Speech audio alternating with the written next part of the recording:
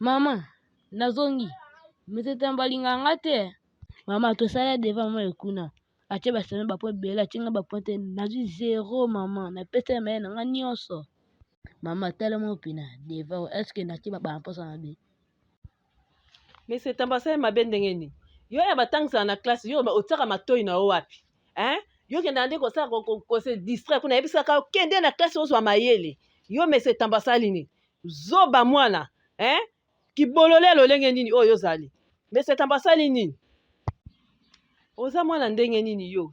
Oza tono vide mutu na ona mayele eza te.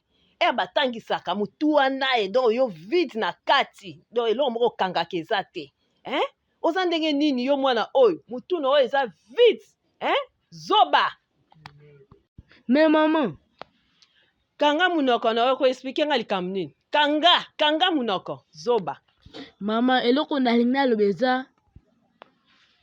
Kanga munoko na yo, baninga no bayaka awa. Natalaka bakaya bandi ba voisin awa za, ba 10 sur 10. Yo awa na omona bakaya no kaka ba 0 ba 4 ba D. Hein?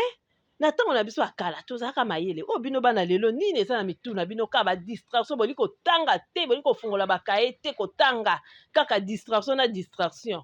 Hein? Bana ka biso kala penza tozaka ko tanga biso ba mama ya bino.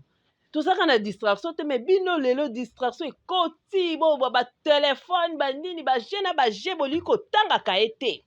Mama doe. Mama do, mama doe. Mama Deborah! Ah, mama. Oui, maman.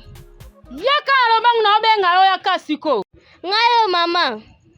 Na bien, misuna nzunga na ezaki na combien na?